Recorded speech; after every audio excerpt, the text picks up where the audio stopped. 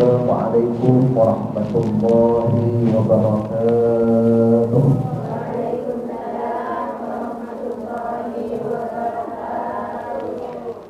Alhamdulillahilladzi hadana lihada wa ma kunna linahtadiya laula an hadana Allah.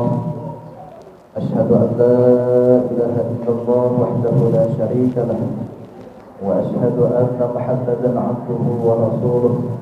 Allahumma shalli ala habibina wa nabiyyina wa maulana Muhammad wa ala alihi wa sahbihi ajma'in. Amma ba'd. Qala Allah ta'ala fi kitabihil karim. A'udzu billahi minasy syaithanir rajim. Bismillahir rahim. Khudh min amwalihim shadaqatan tutahhiruhum wa tuzakkihim biha. Al-ayat.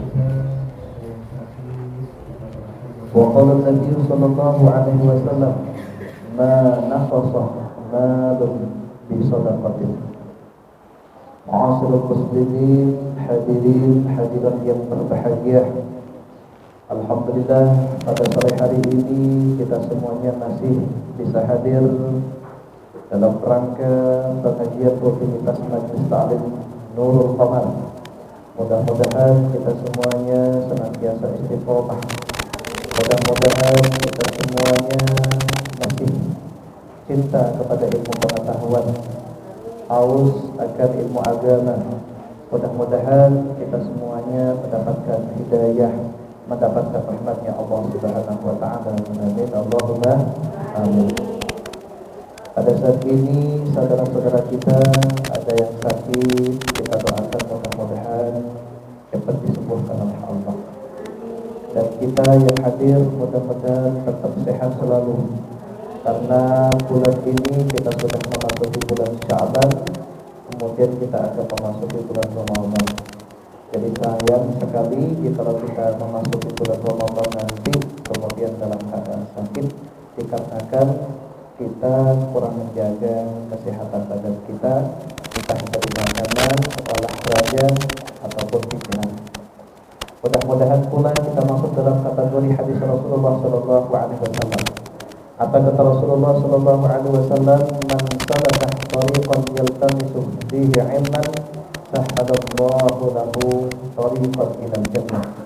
Barang siapa yang senantiasa menempuh jalan untuk mencari ilmu, seperti halnya datang ke Majelis Ta'lim 2 minggu sekali, seperti halnya kita saat ini, sahhalallahu lahu tariqan ilal jannah, maka Allah pun akan mempermudah kita jalan menuju surganya. Amin ya rabbal alamin. Bapak Ibu yang dirahmati Allah Subhanahu wa taala, seperti halnya 2 minggu yang lalu, pada saat ini kita akan melanjutkan tentang zakat. Kalau di dalam kitab Safinah yang dibahas adalah zakat mal, betul? Sudah kita bahas kemarin di Masjid Al-Fatonah, di Surau Al-Fatonah. Jadi saat ini yang akan kita bahas adalah zakat fitrah. Karena zakat fitrah nanti kita wajib mengeluarkannya ketika terbenamnya matahari hendak melaksanakan sholat Idul Fitri. Oleh karena itu, agar lebih mantap dan paham, atau barangkali selama ini kita barangkali mengeluarkan zakat fitrah kurang tepat sasaran, boleh nanti kita diskusikan bersama. Jadi saat ini ibu-ibu mendengarkan saja. Siap Bu? Semangat. A'udzu billahi minasy syaithanir rajim. Bismillahirrahmanirrahim. Faslun wa tajibu zakatul fitri bi salasati asya'ah. Wa tajibu dan wajib apa? Zakatul fitri, zakat fitri bi salasati asya'ah, dengan 3 macam. Al-Islamu, satu Islam. Bapak Ibu yang dirahmati Allah Subhanahu wa taala, salah satu zakat yang diwajibkan oleh Allah Subhanahu wa taala adalah zakat fitrah. Kita ketahui bersama zakat fitrah itu hikmahnya adalah untuk membersihkan hati kita. Kalau zakat mal, kita bersedekah atau berzakat harta, onta, sapi, kambing, emas, perak, at-tijarah, perdagangan, ma'din dan lain sebagainya. Tujuannya adalah untuk membersihkan harta kita. Barangkali ada dusta, barangkali ada sumpah palsu, barangkali bercampur dengan perkara yang kurang halal, maka bisa dibersihkan dengan zakat mal. Nah, jikalau kita selama ini mempunyai sifat bakhil, mempunyai sifat takabur, mempunyai sifat seakan-akan kita adalah orang yang terkaya, seakan-akan kita yang paling banyak hartanya di Kampung Tengah ini, di Kuala Secapah ini, di Mempawahdir ini, maka itu bisa dibersihkan dengan zakat fitrah. Wa tajibu zakatul fitri. Dalam kitab ini dikatakan wajib mengeluarkan zakat fitrah di salatati asya'a dengan 3 macam. Yang pertama adalah al-islamu, harus beragama Islam. Jadi kalau Bapak Ibu punya saudara, sepupu ataupun tetangga yang tidak beragama Islam, tidak usah diwajibkan atau dipungut zakat fitrah. Kenapa? Karena pada dasarnya mereka tidak wajib mengeluarkan zakat fitrah. Yang kedua, wa bi ghurubi syamsi min akhir yaumin min syahri Ramadan. Yang kedua, syaratnya kita wajib mengeluarkan zakat itu apabila sudah sampai terbenamnya matahari di akhir bulan Ramadan, Bu. Kalau ibu mengeluarkan zakat fitrah di awal Ramadan, wajib atau sunnah? Sunnah atau wajib? Misalnya memasukin sekarang nih tarawih, besok puasa, kemudian ibu dapat amplop Ramadan, suka dapat, Bu? Sama Pak Musin suka dikasih barangkali? Enggak pernah, nanti kalau enggak pernah kasih Pak Musin ya. Dikasih amplop Ramadan sama anak ibu, sama keluarga ibu misalnya, wajib atau tidak kalau masih hari pertama sampai hari akhir sebelum terbenamnya matahari? Hukumnya sunnah. Apa, Bu? Hukumnya sunnah. Wajibnya kapan? Wa bi ghurubis syamsi min akhir yaumin min syahri Ramadan. Tetapi ketika sudah masuk maghrib, Allahu Akbar, Allahu Akbar, anak-anak sudah setelah itu takbiran, Allahu Akbar, Allahu Akbar. Nah, pada saat itulah zakat fitrah itu diwajibkan bagi kita. Paham, Bu? Nah, kalau zakat fitrah itu sebenarnya lebih akhir itu lebih afdal. Paham, Bu? Lebih akhir lebih afdal.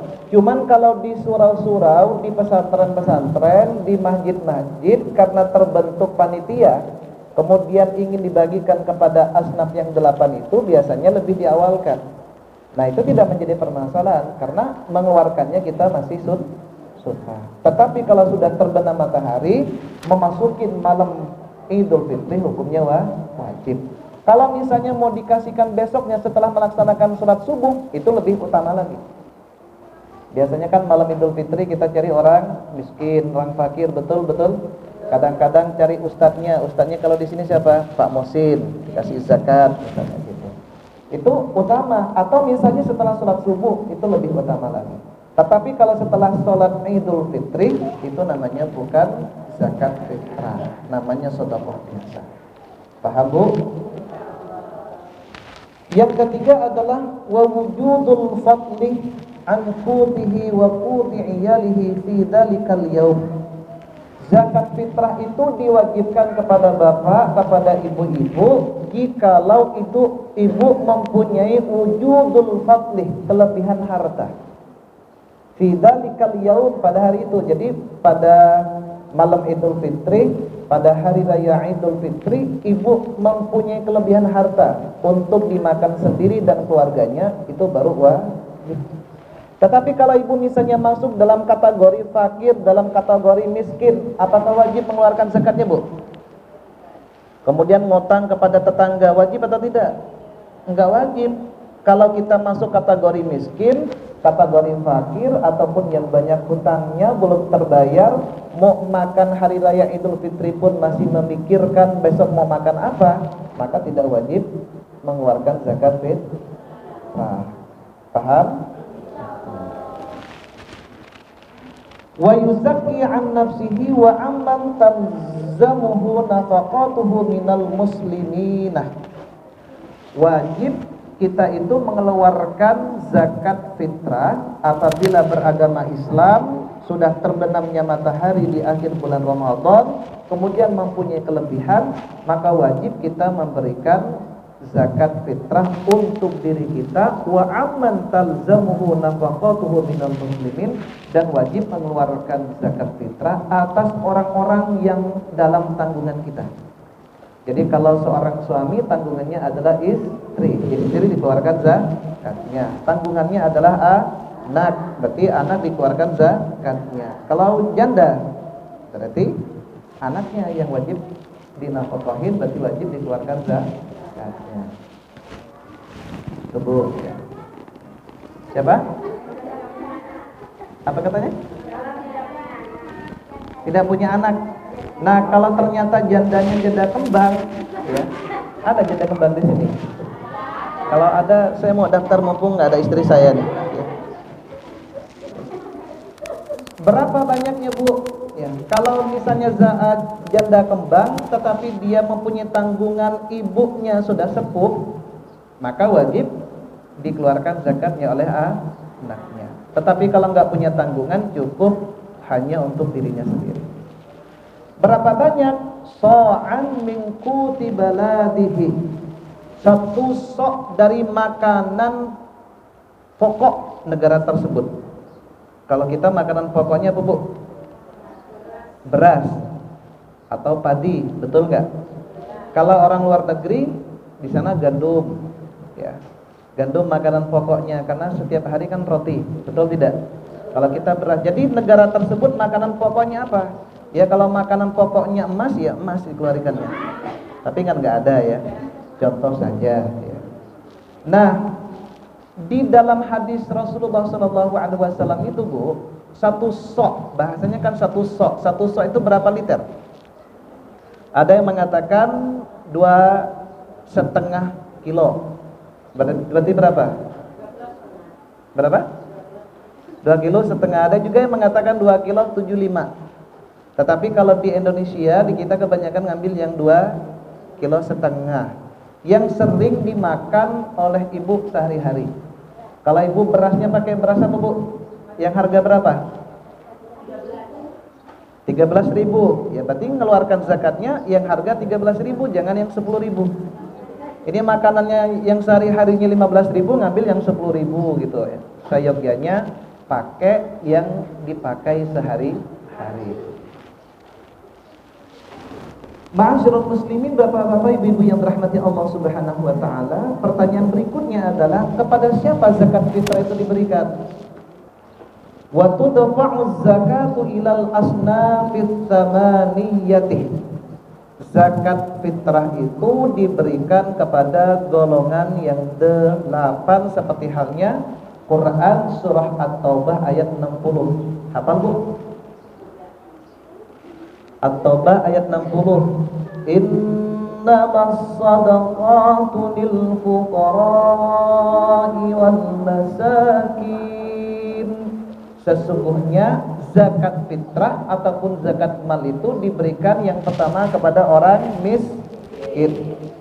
Innamas shadaqatu lil fuqara, berarti orang fakir. Yang kedua orang miskin. Siapa itu orang fakir, Bu? Orang fakir la malun wala kasbun, orang yang tidak punya harta, orang yang tak punya usaha. Jadi lontang-lantung ya. Lontang-lantung ya kehidupan sehari-harinya, makan ke tetangga, makan ke sepupunya, makan ke belena. Jadi ya tak jelas aja hidupnya. tak punya kerjaan, tak punya harta, itu namanya orang fakir, Bapak Ibu. Kalau orang miskin masih punya usaha, masih punya penghasilan, tetapi tidak mencukupi kebutuhan sehari-harinya, misalnya 10.000, tetapi pendapatannya cuma 7.000, berarti kurang berapa? 3.000, berarti orang miskin seperti itu. Tetapi kalau menurut Bank Dunia, orang itu bisa dikatakan miskin apabila mempunyai penghasilan satu hari di bawah 25.000. Ini kan biasanya ada pendataan kan, Indonesia ini termasuk orang miskin atau tidak, rakyatnya. Jadi kan diteliti pendapatannya berapa. Jadi yang menjadi ukuran itu adalah kalau satu hari di bawah 25.000 itu masuk dalam kategori miskin. Kenapa? Karena setiap hari misalnya makan 3 kali nasi padang berapa, Bu? 15.000. Kalau 3 kali berapa? 45.000. Misalnya penghasilan seharinya cuma 25.000, cukup atau tidak? Tidak cukup, maka disebut dengan miskin. Kira-kira ada nggak di sini penghasilan di bawah 25.000? Tidak ada. Di atas semua. Berarti ibu tak masuk asnaf, ya, tak usah dikasih zakat Pak Musin nanti, ya. Karena tidak masuk fakir ataupun miskin. Wal 'amilina 'alaiha. Yang ketiga siapa, Bu? Amilin. Amilin itu adalah orang yang diangkat oleh imam untuk mengurus zakat, mendata orang-orang Islam di kampung tengah ini siapa. Kita dipinta, ayo di Mempawah Hilir ini orang miskinnya ada sekian, fakirnya ada sekian, ghariminya sekian pokoknya. Ayo kumpulin ke saya, nanti akan saya bagikan langsung kepada mereka. Kalau ibu sendiri kan tidak tahu mana yang miskin, mana yang tidak. Maka ngangkat amilin. Makanya ada badan amil zakat, betul. Maka itu diambil semuanya, kemudian didistribusikan oleh mereka, diberikan oleh mereka, itu namanya amilin. Maka dia berhak juga mendapatkan harta dari zakat. Paham, Bu? Wal mu'allafati. Yang keempat adalah mu'allaf. Banyak salah kaprah di antara kita, Bapak Ibu. Yang mu'allaf itu kalau dulunya non muslim, kemudian masuk Islam, meskipun puluhan tahun disebut dengan mu'allaf terus. Betul atau tidak? Salah, Bapak Ibu. Mu'allaf itu adalah orang yang baru masuk Islam dan kondisi keimanannya masih lemah. Misalnya dia masih bimbang, belum yakin benar gitu ya tentang Islam. Dia sholatnya cuman maghrib saja, masih kayak gitu. Zakatnya juga harus diingatkan, pengajian pun juga masih diingatkan dan lain sebagainya. Maka kan masih lemah imannya. Orang yang seperti itu harus dibantu, Bapak Ibu.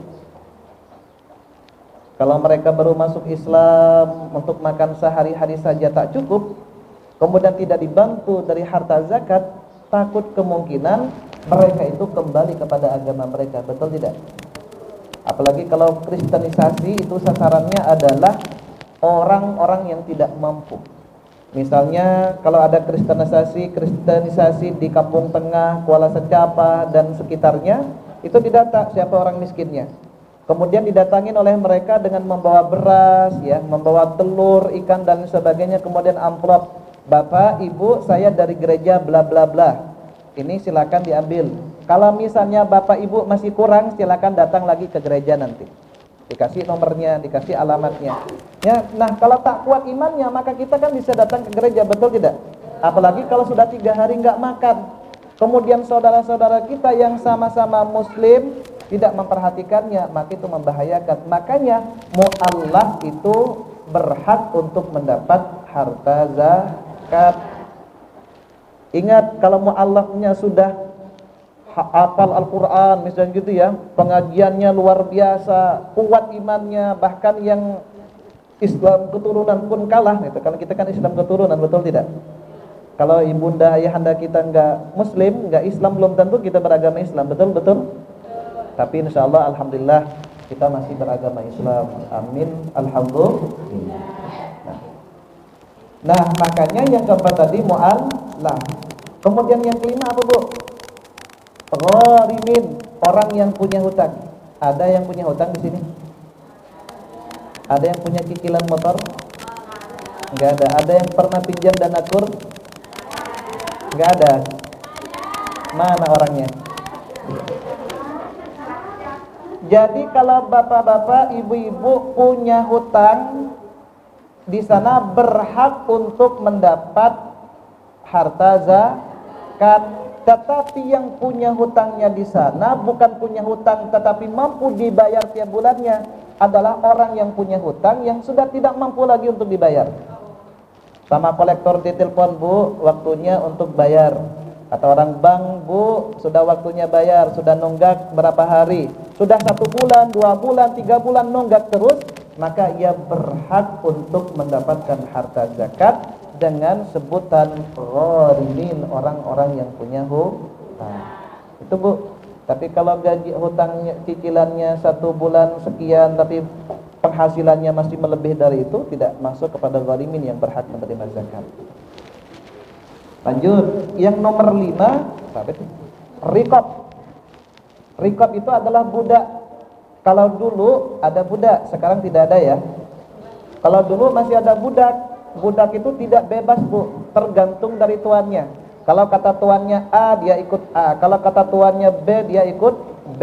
Pokoknya yang kerja di rumah, apapun saja itu disuruh kepada budak dan tidak mendapatkan gaji. Nah, karena tidak sesuai dengan pri kemanusiaan, akhirnya di dalam Islam budak itu dihapus dengan cara siapapun saja yang melakukan dosa besar, salah satunya agar diampuni oleh Allah, maka harus membebaskan budak. Betul tidak? Berhubungan badan di siang hari di bulan Ramadan, caranya bagaimana? Merdekakan budak. Bersumpah palsu, demi Allah aku tidak melakukan ini, padahal melakukan, dosanya bisa diampuni kalau memerdekakan budak. Jadi semakin banyak orang memerdekakan budak, akhirnya oleh Rasulullah dikatakan tidak ada lagi budak saat ini karena tidak sesuai dengan pri kemanusiaan. Kalau dulu masih ada, berhak untuk menerima zakat. Yang nomor 7 adalah sabilillah. Sabilillah apa, Bu, artinya? Orang yang menegakkan agama Allah. Kalau dulu orang yang berperang, berjihad, membela agama Allah. Kalau saat ini adalah gurunda-gurunda kita, kayak Ustadz Muhsin, ini berhak untuk menerima zakat. Suka menerima zakat fitrah, tak? Belum, tak? Biasa, Bu? Ada jatahnya ya. Jadi itu masuk kepada sabilillah. Santri pun juga masuk kepada sabilillah. Ataupun anak ibu yang belajar ilmu agama, ataupun ibu-ibu yang ke majlis taklim saat ini belajar ilmu agama, itu juga masuk kepada sabilillah. Jadi kalau ada orang, yuk ibu-ibu majlis taklim Nurul Qamar nanti mendapatkan uang 1 M dari zakat fitrah bla bla bla, boleh, Bu. Tapi kapan nggak tahu ya. Jadi boleh masuk ke dalam kategori sabilillah. Nah, yang menjadi perbedaan pendapat ulama, sabilillah itu adalah sabilul khairat, seperti halnya di dalam tafsir Asy-Sya'rawi, seperti halnya di dalam Sofwatut Tafasir. Sementara ini Bapak Ibu, kalau hanya belajar sepinah, kitab sepinah itu dipahami kan orang, betul tidak? Orang yang menegakkan agama Allah, berarti manusia ya. Nah, kalau ada orang misalnya minta zakat, misalnya Pondok Pesantren Al-Qamar, Ibu, zakatnya kumpulin nanti dibangun MI Al-Qamar misalnya. Boleh tidak, Bu? Bukan orang itu. Boleh nggak, Bu? Ayo, Bu, kumpulkan zakatnya nanti dimasukkan kepada semen pondasi Masjid Al-Qamar. Boleh nggak zakat gitu kan, Bu? Tadi kan katanya orang. Sabilillah itu. Masuk yang mana? Fakir, miskin, mu'allaf, riqab, gharimin, betul barusan? Amilin, kemudian sabilillah. Sabilillah tadi dipahami oleh Ibu orang, betul tidak? Misalnya masjid apa tuh, apa lagi saya tak ingat? Hah? Surah apa tak? Surah Al-Hikmah misalnya mau beli karpet nanti untuk ini misalnya begitu. Untuk Idul Fitri zakat fitrahnya, Bu, kumpulin, boleh tidak? Kok ragu-ragu gitu, Bu? Sabilillah itu sementara ini orang-orang itu memahami orang, padahal sebenarnya sabilillah itu lebih umum pemahamannya, sabilul khairat. Setiap jalan kebaikan itu masuk dalam kategori sabilillah. Untuk pembangunan surau, pembangunan masjid, pembangunan madrasah, pembangunan jembatan, yang terpenting untuk kebaikan itu berhak mendapatkan zakat. Makanya biasanya orang-orang itu kalau tak begitu paham ilmu agama, itu kadang-kadang kan suka menyalahkan. Misalnya ketika ada proposal zakat fitrah untuk pembangunan masjid, masa untuk pembangunan masjid masuk dari mana asbab yang 8? Itu kan Sabrina kan orang bukan lembaga. Nggak jelas yang bikin proposal nih. Bukan nggak jelas, tetapi pemahaman dia baru satu saja referensinya, tidak dibaca kitab-kitab yang lain. Paham? Jadi saat ini ibu nggak usah menyalahkan lagi. Untuk orang yang menegakkan agama Allah boleh. Untuk lembaga pendidikan, surau, masjid ataupun yang ada kebaikannya itu masuk dalam kategori sabilillah. Paham? Dan yang 8 adalah ibnus sabil, orang yang dalam perjalanan. Misalnya istrinya Ustaz Ridho pulang ke Jawa, pulang sehari ini, tahun sekarang. Misalnya pulang, kemudian uangnya jatuh, kemudian tak bisa pulang karena uangnya hilang. Maka orang-orang yang tahu bahwa dia kehabisan bekal ataupun hilang, maka di sana boleh diambil dari harta zakat. Itu namanya apa? Ibnus sabil. Jadi ada berapa, Bu? 8. Fakir, miskin, amil, gharimin, apa tadi? Riqab, gharimin, sabilillah, yang terakhir ibnus sabil. Nah, yang terakhir Bapak Ibu yang dirahmati Allah Subhanahu wa taala, ada 5 orang yang tak boleh diberikan zakat fitrah itu meskipun ia beragama Islam. Ya. Ada 5 orang yang tak boleh diberikan zakat fitrah. Di sini dikatakan wa khamsatun la yajuzu dafmuha. Wa khamsatun ada 5 la yajuzu yang tidak boleh dafmuha menerima zakat fitrah.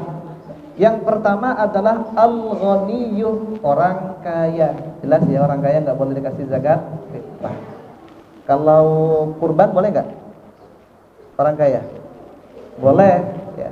Tapi kalau zakat fitrah tidak boleh diberikan kepada orang kaya. Karena tujuannya apa? Salah satunya untuk membahagiakan orang-orang miskin. Namanya hari raya, pingin makan daging, betul tidak? Pingin makan yang enak. Tapi kalau sudah diberikan kepada orang kaya, orang miskin yang nggak dikasih, nanti kan tujuannya tidak sampai kepada mereka. Makanya orang kaya nggak boleh diberikan. Yang kedua adalah wa banu Hashimin. Wa banu Hashimin wa banul Muttalib, adalah keturunan Banu Hashim dan keturunan Banu Muttalib. Ada yang punya suami Habib tidak? Ada di sini yang punya ini? Mana tuh adiknya? Enggak ikut ya majelis taklim. Ada ibu-ibu yang punya ini suami Habib? Ada Jamilah. Nah, kalau yang Habib, Bu, masih keturunan Rasulullah SAW, tidak boleh menerima zakat fitrah. Jadi kalau ada Habib minta zakat fitrah, berarti dipertanyakan Habibnya. Kata Rasulullah SAW, aku haramkan kepada Banu Muttalib dan Banu Hashim memakan zakat fitrah. Kenapa? Karena zakat itu pada dasarnya kotoran. Apa, Bu? Kotoran, dan tidak layak diberikan kepada keturunan Bani Hashim dan Bani Muttalib. Jadi kalau Habib tak usah dikasihkan zakat. Kalau cuma namanya Habib tapi bukan keturunan Bani Hashim Bani Muttalib, tak apa-apa. Kayak Habib Muhsin nih, dari jenggotnya itu udah kayak Habib, betul tidak? Tapi bukan keturunan, jadi nggak apa-apa menerima. Nah, kalau sedekah nggak apa-apa. Tapi kalau atas nama zakat itu beda. Kalau misalnya ibu kedatangan Habib kemudian ibu salim, ya Syarifah itu kan ada Syarifah, kemudian Habaib, itu disalimin nggak apa-apa kalau hanya sedekah, itu nggak jadi masalah. Tapi kalau atas nama zakat itu hukumnya haram. Yang ketiga adalah yang diharamkan itu adalah wal abduh, hamba. Budak itu wal abduh di sini tidak diperkenankan, ya. Kemudian yang keempat yang tidak diperkenankan itu adalah wal kafir, orang kafir. Ini kalau kurban itu kan boleh diberikan kepada Cina-Cina gitu kan ya. Orang China, bos-bosnya ibu, bos bangunan yang China misalnya minta dong gitu daging-daging. Boleh dikasih kalau kurban. Tetapi kalau zakat fitrah tidak boleh diberikan kepada orang kafir, harus kepada orang Islam. Nah, yang terakhir ini yang kadang-kadang sering kita lakukan. Yang kelima itu tidak boleh zakat fitrah itu diberikan kepada orang yang ada dalam tanggungan kita. My darling, kamu kan istriku, aku ingin zakat kepada kamu aja kan lumayan. Kemudian zakat kepada ibunya, padahal ibunya makan sehari-hari dengannya, enggak boleh, Bu. Ya, atau misalnya pembantu, ada yang punya pembantu di sini? Kalau Pak Musim punya sekretaris pribadi, pembantu ada, Pak Musim? Ya ada ya. Nah, kalau yang punya pembantu di rumah, Bu, kemudian ibu mengeluarkan zakat dikasihkan atas nama karena tidak mampu, tidak diperbolehkan.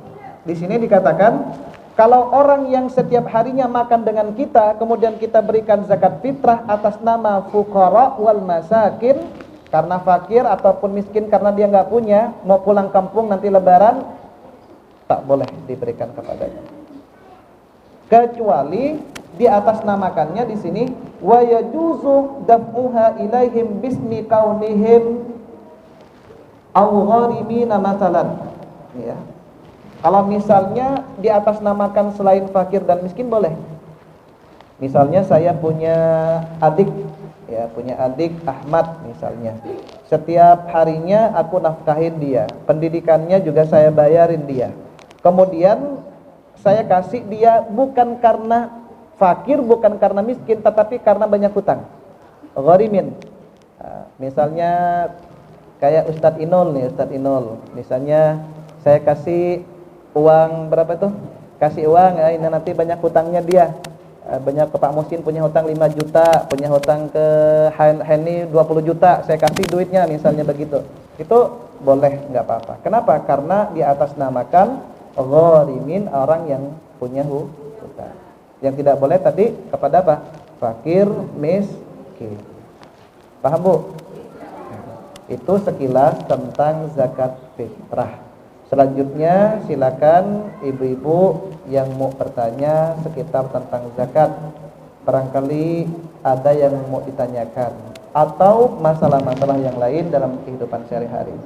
Silakan. Yuk, silakan. Ibu, mangga.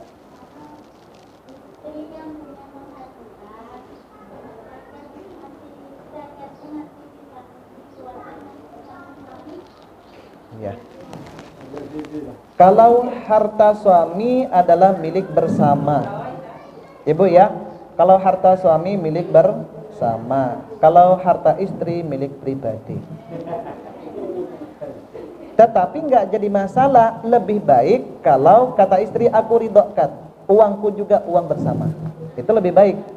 Tapi kan jarang yang seperti itu. Kalau uang suami milik bersama, kalau uang istri ya uang istri, kan begitu biasanya. Tapi kalau ibu-ibu di sini insyaallah enggak seperti itu. Atau enggak jauh beda.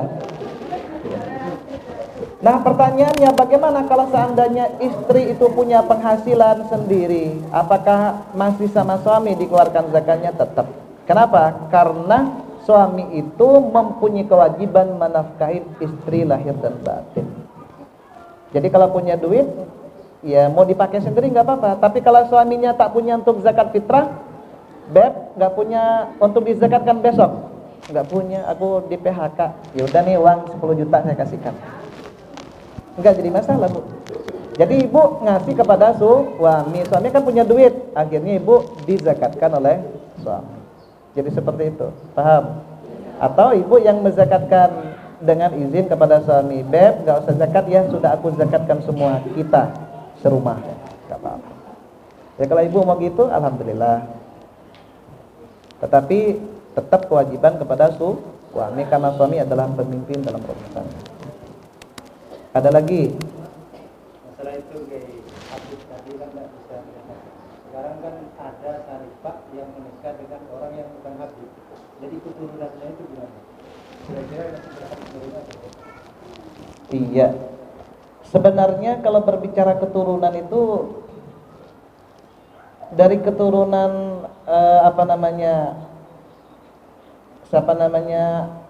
Siti Fatimah ya, kemudian punya Hasan, Husain.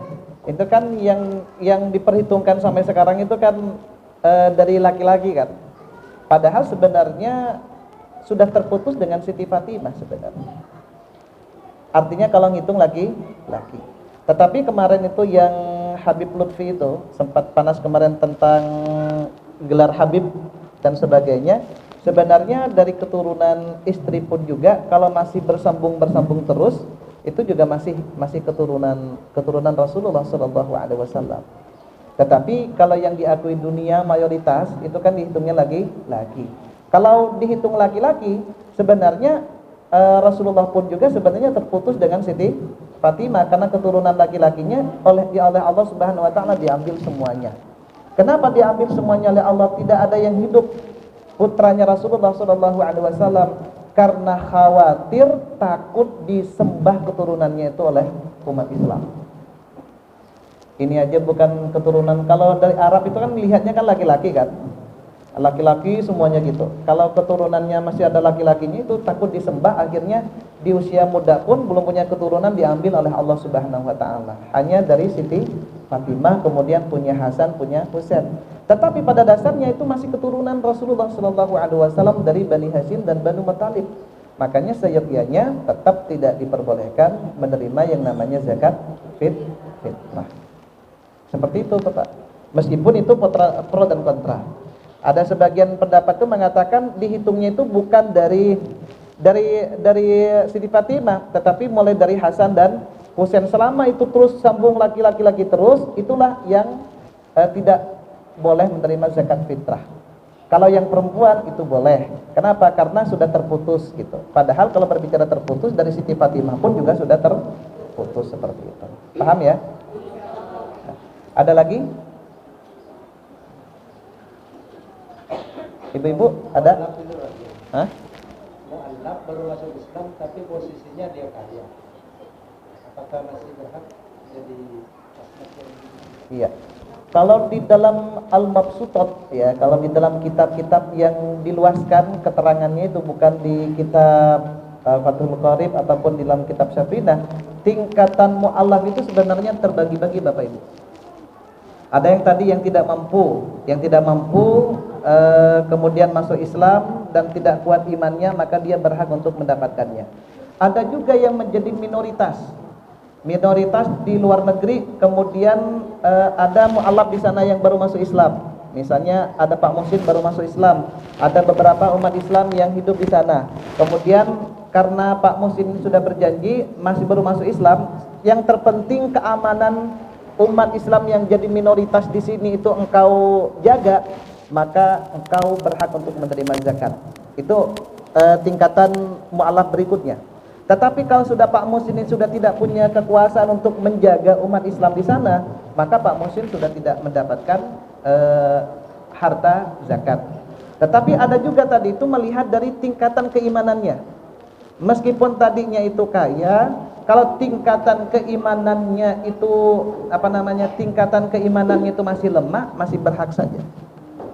Jadi dia bukan melihat dari fakir miskinnya, tetapi melihat dari asnaf mu'allafnya itu.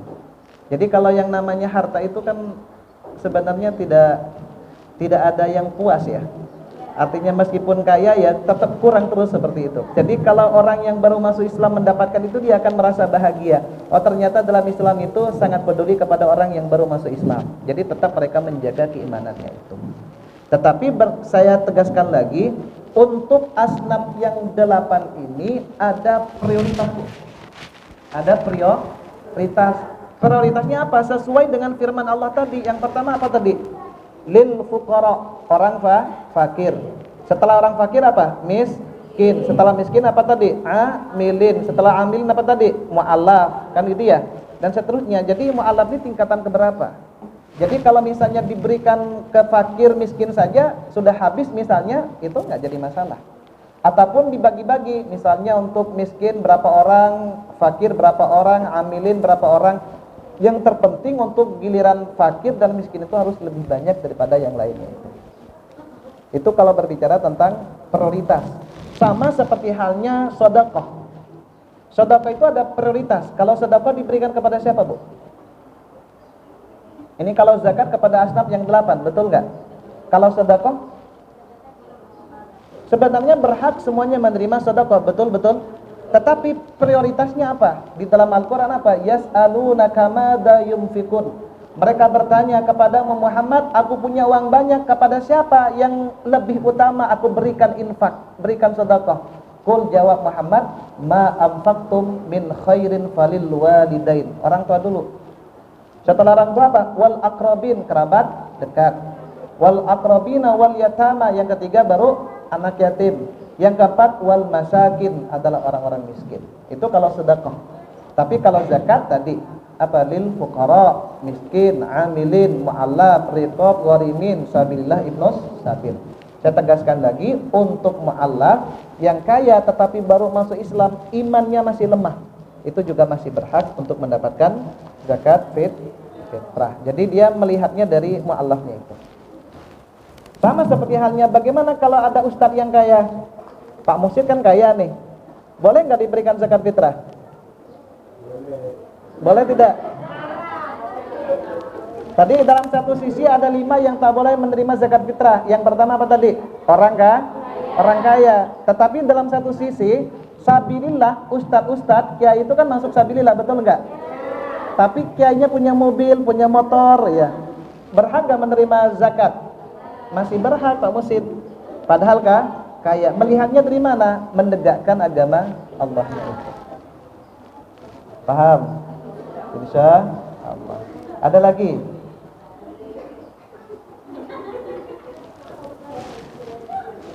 Bu, ada lagi, Bu? Silakan. Cukup? Cukup? Ya. Kalau cukup, kita berdoa kepada Allah Subhanahu wa taala, mudah-mudahan kita semuanya mendapatkan ilmu yang bermanfaat, dan kurang lebih kita itu 2 kali pertemuan akan menghadapi bulan Ramadan. Insyaallah 2 pekan lagi kita akan membahas tentang puasa Ramadan, ya. Cukup 2 kali itu nanti kita maksimalkan sehingga ketika kita masuk ke bulan Ramadan, kita semuanya benar-benar mendapatkan pahala yang luar biasa oleh Allah, dosa-dosa kita diampuninya, amin ya rabbal alamin. Dan yang terakhir, ini ada Bu Ica ya, Bu Ica, mohon doanya, insyaallah tanggal 9 itu akan mencalonkan BPD ya. Jadi beliau ingin membela orang-orang sini lah ya ceritanya. Ya, mohon dukungannya, mohon doanya, mudah-mudahan keputusan Allah Subhanahu wa taala sesuai dengan harapannya, amin ya rabbal alamin. Tapi yang terpenting apapun nanti hasilnya, itulah yang terbaik menurut Allah Subhanahu wa taala. Tapi mudah-mudahan sesuai dengan harapan Ibu Ica ya, Bu Ica bisa terpilih. Nah, kalaupun tidak terpilih pun jangan berkecil hati. Ya, Ibu juga tetap mendukung semuanya insyaallah. Amin Allahumma. Itu saja barangkali yang bisa saya sampaikan. Mudah-mudahan ada manfaatnya. Kita tutup dengan doa akhir majelis. Subhanakallahumma wa bihamdika asyhadu an la ilaha illa anta astaghfiruka wa atubu ilaik. Walhamdulillahirabbil alamin. Wassalamualaikum warahmatullahi wabarakatuh.